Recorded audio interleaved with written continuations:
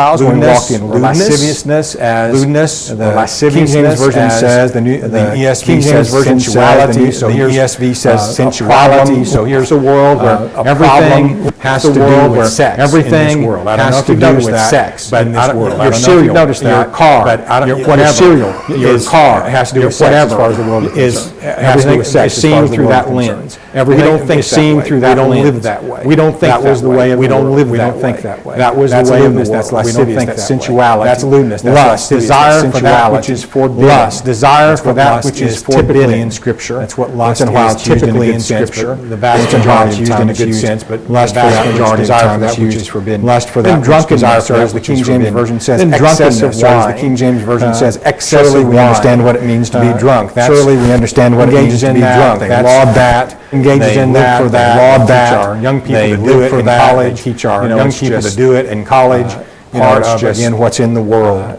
And then along with that, revelries, and then along with that, drinking parties or to indulge in revelries or to indulge in revelry. Just a wild party, and again, the world's all about wild party, and again, then drinking parties, and then drinking parties says, as the King James Version says, the New King James, the Old King James has the New King James, the Old King James has. And I just put here.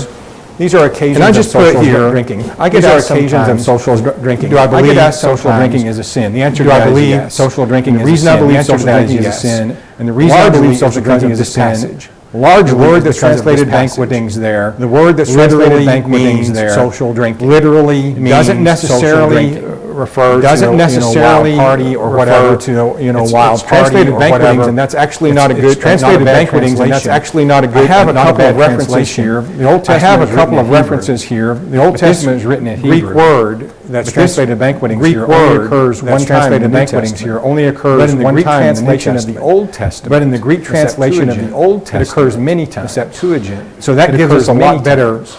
So that gives us a lot better really means view of you might remember means that feast. You might remember that feast that in Esther chapter 1 at the first in Esther chapter 1 there was all kinds of wine and there was all kinds of drinking, but all kinds of wine and there was all kinds of drinking, but the drinking wasn't compulsory. Every man could do what he wanted to do. Remember that? That's what the text says. Every man could do what he wanted to do. You know what that's called? The text says. Same word. You know what that's called? It's social drinking.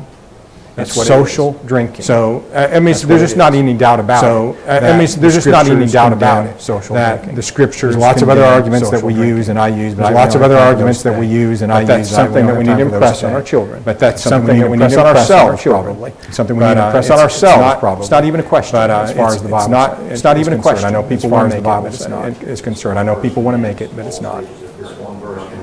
Yeah, that's a great point. These things are connected. That's a great point. These things are connected. The connotation, sexual in the first couple, the lewdness, connotation in the first couple, drinking problems here, and then you have these drinking problems here, going from sort of parties just to social sort of parties just to the and then idolatries, and I note the plural and then idolatries, and because idolatry there can be because idolatry in multiple ways can be covetousness in multiple ways. False religions, idolatry, setting up an idol is idolatry. There's setting up an idol is idolatry. Materialism, there's all anything you put. So anything you put ahead of God is idolatry. So anything you put ahead of God is idolatry. That's an interesting place for a plural word. So those are all the things.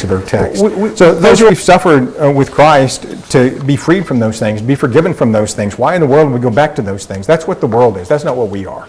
That's what the Gentiles do, as Peter says. We wouldn't go back to those things. So let's go on. A Christian suffers because he continues to live the sanctified life. And if you look in verse 4, in regard to these, they think it strange that you do not run with them in the same flood of dissipation, speaking evil of you. So what does the world think of Christians when we won't do all this stuff? Well, we're the problem. We're backwards. We're Victorian, of course. That's not what we are, but all this sort of stuff. We're accused of all of that. The world's going to think it's strange that you don't join them in this same kind of stuff, and they'll speak evil of you. They may accuse you of thinking that you're better than everyone else. They may mock your faith, and they'll do all of that. And it doesn't matter if you're a young person or middle-aged or old, they'll do all of that. They do all of that. And what's Peter saying? That's just part of the suffering you get to go through as a Christian, to be like Christ. That's what he's saying. We don't get mad at that. That's you're Christ-like. It's a privilege, and it should be worn as a badge of honor to suffer in this world at the hands of worldly people. I'm not going to compromise with them. You? I mean, we're not going to compromise with that. Let's take that suffering. They're going to give account of their behavior to the one who's going to judge the living and the dead. And that's all the more reason that the gospel needs to be preached to those who are dead, spiritually speaking. So that's, I think, a really great text. As I said, we've got a lot of rich text here we need to get through, but I think that text is powerful in a lot of ways and very practical. Yes, sir. Verse 2, no longer. No longer. It's been enough. Yep. Verse 4, no good. No problem. Yeah. It's good. All right. Starting verse 7. The end of all things is at hand, therefore be serious and watchful in your prayers. Above all things, have fervent love for one another, for love covers a multitude of sins. Be hospitable to one another without grumbling. As each has received a gift, minister it to one another as good stewards of the manifold grace of God. If anyone speaks, let him speak as the oracles of God. If anyone ministers, let him do it as with the ability which God supplies, that in all things God may be glorified through Jesus Christ, to whom belong the glory and dominion forever and ever. Since the end of all things is at hand, we need to be watchful, vigilant, and prayerful. Now, I understand that it's been nearly 2,000 years since Peter wrote that. What does he mean, the end of all things is at hand? Well, the end of all things is the next expectation for humanity. There is the concept here of at hand can refer to point of time, but also it can be a point of place. And if you think of human history as kind of moving from one place with God to another place with God, we had what we used to call the patriarchal dispensation and the Mosaic, and we're now, and then what's the next thing after this, the dispensation of Christ? That's the end. So that's the next room, so to speak, that we're moving into, and I think that's how it's being used here. That's got to be our expectation. That's got to be our preparation then. So above all things, he said, the sanctified, and he's looking at us as those pilgrims who are sanctified, who are set apart. We're not part of this world. We're separate from it. Sanctified have fervent love for one another. To love one another is our prime directive, as I say often. It's the main thing we need to do above everything else, to love each other. Above all things, put on love, Paul said in Colossians 3:14. Jesus said it's with the first being to love God. So you have lots and lots of passages that teach this concept. So above all things, have fervent love for one another. Make it real. Make it intense. Fervent love is that intense love that is without ceasing. Love never fails. It burns brightly, continually. And love will cover a multitude of sins. Just a brief mention here. How does love cover a multitude of sins? How does it do that? Covers a multitude of sins by pretending they don't exist. Covers a multitude of sins by covering them up and hiding them. Covers a multitude of sins by mercy and forgiveness, right? It isn't just a feeling, it's active. It's active. So in covering a multitude of sins, repeatedly in Scripture, this kind of phrasing is used to refer to forgiveness of sins. Sins are covered in that sense when they're forgiven. James 5, James talks about if you turn a sinner from the error of his ways, you'll save a soul from death and cover multitudes. I think it means the same thing there, because it's just forgiveness, right? But notice especially this usage in Psalm 32, just one quick passage. David writes, "Blessed is he whose transgression is covered." Blessed is he whose transgression is forgiven, whose sin is covered. It's forgiveness. The other thing is that the person who commits the sin has love. He's going to be compelled to repent. Well, that's how he gets forgiveness. Exactly. Yeah. So, in that sense, and this is a continued result, is that there are going to be a lot of sins that aren't going to be committed because he's repented. Mm-hmm. Yeah. So think about that as well. But I think the core meaning of the idea of being covered, sins covered, has to do with forgiveness. The other thing we read in this passage is that the sanctified are going to use their gifts to serve. The gifts that we've been given are by the manifold grace of God. That phrase itself deserves a lot of attention that we don't have time to give it. But the manifold grace of God, God's grace is so multifaceted. There's millions of pieces to it, so to speak. We can't really even, but we have been recipients of some big parts of the manifold, the many-faceted grace of God. And we use the gifts then that He's given for what? Our pleasure, our personal. Jesus didn't do that. We're not going to do that. We're, again, set apart. So we use the gifts that we've been given. We show hospitality to one another without grumbling. If we have a home, if we have food, if we have something we can share, who gave it to us? That's the grace of God. That's part of the grace of God. And so we'll share that. We'll use it for His glory. If we know God's Word and we have the ability to speak, we're going to speak as the oracles of God. If we have the ability to serve, we're going to do it with the strength that God has supplied us. That's part of His grace. He's given us that strength to serve Him. All of those things done to the glory of God, that in all things He might have the glory. Again, very rich passage, lots of good things there. Comments on that before we go on, or questions? All right. Everybody staying awake this morning? Good, because if you're too tired, I got a sermon for you next hour.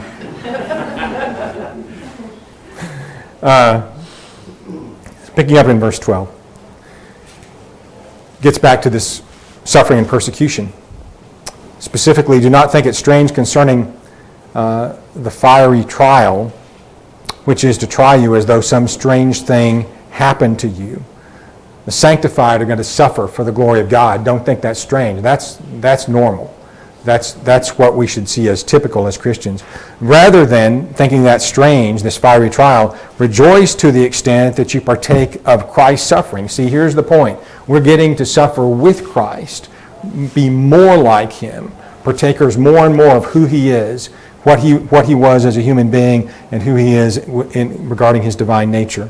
So that when His glory is revealed, we also will be glad with exceeding joy. Because we're going to be like Him. That's what John says, 1 John. We're going to see Him as He is. We're going to be like Him. It's what we're struggling to be. And how He is He's somebody who suffered for others gladly so that He might save them. So we suffer for Him to be like Him in that way. The word fiery trial, that's translated fiery trial, is a pretty interesting word, pyrosi, and it comes from the word that we get pyre, which is where you burn somebody in them, or pyromaniac. It's the Greek word for fire, basically, but the fiery trial is not just a trial that's under consideration there, but a fiery one. And as you may be aware, when Peter's writing this, Nero is on the throne, and he's literally putting Christians on stakes and lighting them. So that had particular meaning, no doubt, to the people who received this epistle. Don't think that's strange, he's telling them. Count it a blessing to suffer reproach as Christ. Pick it up in verse 14. If you're reproached for the name of Christ, blessed are you, for the Spirit of glory and of God rests upon you. On their part he's blasphemed, on your part he's glorified. Let none of you suffer as a murderer, a thief, an evildoer, as a busybody in other people's matters. If anyone suffers as a Christian, let him not be ashamed. Let him glorify God in this matter. For the time has come for judgment to begin at the house of God. And if it begins with us first, what will be the end of those who do not obey the gospel of God? Now if the righteous one is scarcely saved, where will the ungodly and sinner appear? Therefore, let those who suffer according to the will of God commit their souls to Him in doing good as to a faithful Creator. The glories of suffering are, again, Christ-likeness. If anyone suffer as a Christian, may I say to you that the name Christian is only used 3 times in the whole Bible, and it's more than coincidental that it's used in this chapter, where Peter is focused on suffering like Christ, and he calls us Christians.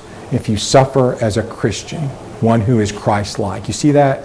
Again, that's the big overarching point of much that he has to say. So we're suffering, and we're people saying bad things against us, all of that. They're blaspheming Christ. But as we endure all of that, we're glorifying Christ by our endurance. Don't suffer for doing evil, murder, thief, evildoer, busybody in other people's matters. Those things.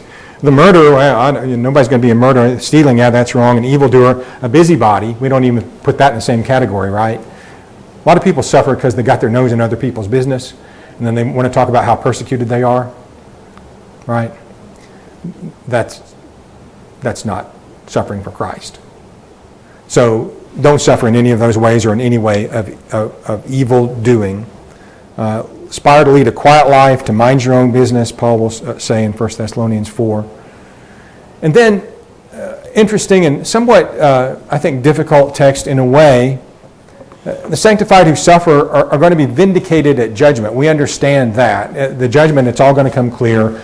We'll get our reward if we're suffering for Christ. Those who cause the suffering will get their punishment on that day. And that's clearly delineated here at the end of the chapter. But he says the righteous are scarcely saved. And people looked at that and say, you mean God's grace just barely saves us? I don't think that's the biblical concept. I think that God's grace overwhelmingly saves us. So those two concepts are not in competition here. The idea of being scarcely saved is hardly through hard times, through difficulty. And the difficulty and the hardness is the suffering that he's just talked about. In the context, that's got to be what he's talking about. The righteous are saved through the straight and narrow, through the difficult way, through the persecution, through the suffering, through the reproaches. We've got to go through all that if we're going to be saved, right? That's the point. And then if you're not going through any of that, and you're the ungodly, and you're the sinner, and you're the persecutor, where in the world are you going to stand at judgment? Yeah, not good. See, so that's kind of the comparison. Questions or thoughts on that? Usually the word suffer in verse 16, the word scarcely in verse 18. Yeah. Both of them make it difficult. Right. It's the context just bears it out, really. Yeah. Another comparison between us and Christ, chapter 2, verse 23, Peter said that Jesus, while he did not revile in return, he entrusted himself to his Father. Chapter 4, verse 19, that's what we're supposed to do. Right. Commit exactly like him. We trust God through all of this, the suffering, but everything. Trust our souls to him. That's so Christ-like. Good points. Anything else? All right, let's get into chapter 5. The elders who are among you, Peter says, I exhort, who am a fellow elder and a witness of the sufferings of Christ, also a partaker of the glory that will be revealed. So Peter addresses them as a fellow elder. The idea of a witness of the sufferings of Christ probably refers to his apostleship as well, which he's already indicated. And he's a partaker of the glory that will be revealed. So he's part with them in what they're doing as shepherds. And he tells them something of their duties and their motivations. They are told to shepherd the flock which is among you, serving as overseers. 3 highlighted words there. The word shepherd there is a verb. It's shepherding. It's what one does. Elders are actually only called shepherds in the noun form once in the New Testament. It's Ephesians 5:11. It's usually translated pastors. The other times the word shepherd is used in reference to the elders' work. It's a verb. It's something that they're doing. They're feeding, they're flocking, they're leading, those kinds of things that shepherds do. The elder is to shepherd the flock which is among you, not somebody else's flock, the one that he's among or that's among him. And that means that shepherds don't have any authority in some other congregation. Then thirdly, they are overseers. Overseers. Episcopus, scope. We get our word scope from that. So the idea of scoping something out, and the idea of fully around scoping, epi is the prefix there, but you scope all around. You're an overseer. If you look at the lexicons on this, you'll get the word superintendent, somebody who's over the whole shebang and looking over everything, making sure everything is running. You know, the heads of businesses, they don't maybe do everything in the business, but they make sure that everything in the business is done, and they're looking over all of that in that sense. School superintendent, same kind of concept. But here you have multiple shepherds in a congregation, all looking over the flock. They are serving willingly, they are serving eagerly, they are not motivated by material gain. Shepherd the flock of God which is among you, serving as overseers, not by compulsion, but willingly, not for dishonest gain, but eagerly, nor as being lords over them entrusted to you, but examples to the flock. There's a not but construction there that I think deserves a little attention. It's not that elders are over the flock. He's not saying, elders, you're not over the flock. He's not saying, elders, you don't rule over the flock. Other passages, Paul writes clearly that elders who rule well are to be counted worthy of double honor. They are plainly over the flock in an authoritative position. But here's the focus for the elder. It's not that position of authority that he's focused on. It's his position of being an exemplary child of God before the flock. That's the focus. So it's the not this, but that he's focused on. And I think a lot of people, we've had a good disagreement among brethren about really how elders are to operate. Some of it based on this text, a misunderstanding of this text. That, well, they don't really have any decision-making power, or they're not really over. No, they are. They do. But they're not just examples, but that is the focus of how they should view their work, is what he's saying. And I think that's really wonderful direction from the Spirit. So their examples of the flock. If they do well, the chief shepherd will bring them a crown of glory.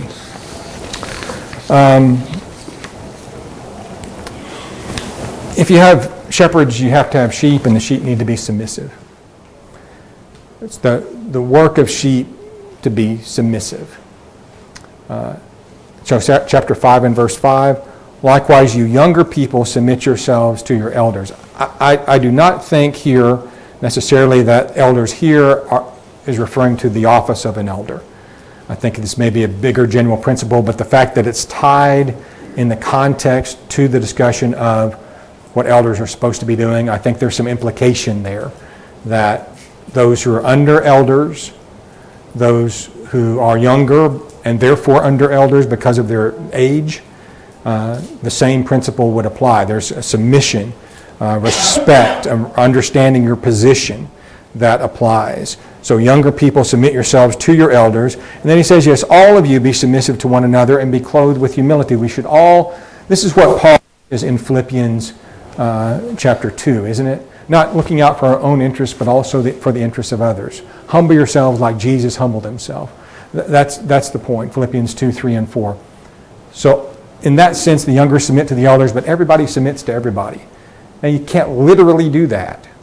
If somebody's in charge, but that's the attitude, that's the approach. We always put ourselves under. And the elders themselves, and I've seen that multiple times, haven't you, over the years, where the elder will, put himself in the position of humility to serve one of the sheep, as if he were under that sheep, so to speak. But that's the beauty. So we're just all of us to be clothed with humility. Be clothed with humility, he says. Because God resists the proud, but gives grace to the humble. In picking up in verse 6 then, therefore humble yourselves under the mighty hand of God, that he may exalt you. Jesus, just over and over and over again, teaches in the Gospels, whoever exalts himself will be humbled, and he who humbles himself will be exalted. He says it over and over and over again, attaches it to multiple parables, multiple teachings that he does. And it's true. It's again said again here if we humble ourselves, will be exalted by God in due time. Let God take care of the exaltation. Don't exalt yourself. And then he says, casting all your care upon him, for he cares for you. To me, the connection here, it takes humility to cast your cares on somebody else. What do you have to do if you're saying some help here? That you can't do it yourself, right? So I've got this problem, I got this care, I have this concern, and to not give it to God is to say, oh, I can handle this myself. That's pride. And that's a huge problem with Christians because we think, we can do it, we don't need God's help. Humility says, God, you take this, you take all of this, casting all your care upon him. So, verse 7 is the command. What? And look at verse 7, it's the command. Yeah. It's not an optional sort of thing. It's not a suggestion here. Casting all your care upon him. In Psalm 73 and verse 25, the psalmist says, whom have I in heaven but you? There is none upon the earth that I desire besides you. God is it. We're relying on him. We're totally in his hands, and we need to appreciate our position. So be anxious for nothing, but in everything, by prayer and supplication with thanksgiving, in everything, let your requests be made known to God. Just in verse 7, the tense of that verb means you cast it to God and you leave it. You'll pick it back up again later and worry about it. It's a one and done. Right. You give it to God. Yep. Good observation. Anything else? All right. Look at verses 8 and 9 as sort of winding up this section. Be sober, vigilant. The devil talks about like lions. Resist him in the faith, knowing that the same sufferings are experienced by your brotherhood in the world. Notice that temptation and the efforts of Satan against us are described as sufferings. Again, that's a way that we suffer.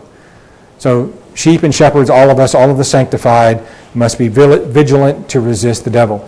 The nature of Satan's threat just demands that. I mean, if you're a sheep and you've got a roaring lion, you better pay some attention. You ever watched, the scenes of the animals on the Serengeti, and there's the lions just sitting there, and this antelope or whatever just kind of gets lackadaisical and just goes a little bit too close, and then that's it for the antelope, right? So that's you got to be watchful. You have to be aware at all times of where that lion is, what he's doing, what he's trying, where he's lurking in your life. And so he's trying to devour men's souls. Satan must be resisted. Resist him steadfast in the faith. The word resist there is a word that is found also in James chapter 4 and verse 7 in a similar context. But it's translated in Ephesians 5 as, we're to put on the whole armor of God that we may stand against the devil. And the word stand there is that same word, resist. Resist. Stand to fight. The concept, don't give in. Resist him, steadfast in your faith, he says, because you know that the same sufferings are experienced by your brotherhood in the world. Everybody goes through this. Nobody's unique as far as having to suffer as a Christian. Sometimes the why me attitude should never be among us. Why me? Because I'm a Christian, that's why. That's why bad things happen to good people, because we're Christians. We're like Christ. So let's resist the temptation to feel sorry for ourselves, or to rejoice. Yes? On that verse 9, the very last part of verse 9, Mm-hmm. there's a comfort and challenge to it. That phrase someone said one time, if I can do it, you can do it. Yeah. But just to know that, hey, there are people out there going through the same affliction, maybe that, and there's a comfort to that. But it's a challenge. But the verse, providing that to us for a reason. Of course, there's the 7,000 had a cow to be prevailed. Right. That illusion. Right. That's exactly right. It's exactly what he's saying. It ends with, the text does, with some God's grace for pilgrims. First of all, may the God of all grace, who called us to his eternal glory by Christ Jesus, after you've suffered a little while, perfect, establish, strengthen, and settle you. So, again, after you've suffered a while, God's going to do something by his grace that's really going to be great. The word that's translated perfect there is, I think, especially noteworthy. It means to mend or fix or repair. That through our sufferings and at the end of our sufferings, we're fixed. There are a lot of people who come to churches and they don't want you to try to fix them. They need to reevaluate that. We all need fixing. And God fixes us through suffering. That's part of the deal. That's how he helps us. He perfects us, strengthens, establishes, strengthens, and settles us. Then there are some closing salutations and observations. Silvanus, our faithful brother, as I consider him, by Silvanus, our faithful brothers, I consider him, I've written to you. So Silvanus, Silas, elsewhere called, is Paul's scribe here. By the way, he's also called a prophet. Silas is. He's one of the New Testament prophets. So you have a prophet, penning this for an apostle. That's pretty good. That's a pretty good text right there. That's, I think, interesting. So Mark is also there. Mark sends greetings, and just the fact that he sends greetings is interesting, but the fact you got Silas and Mark and Peter, in this group sending this epistle. And then all are to greet one another with a kiss of love and peace on the Israel of God. So, important lessons. Those who suffer and die with Christ are not going to choose to go back to living in the world. Love one another, use our God-given abilities to serve others and God. Expect to continue to endure suffering if we continue to live sanctified lives. In this way we glorify God. Elders are to shepherd and oversee the flock, and the flock must submit to their leadership. And the devil is a deadly foe. We have to be vigilant and stand against him in faith. Anything else real quick before we go? All right, I think we're going on to 2 Peter in the next class. So gear up for that. 2 Peter and Jude, as we know, are connected together, and we're going to connect them together in this study as well. So you might want to take the time to read those total 4 chapters together and see and notice that. All right, thanks.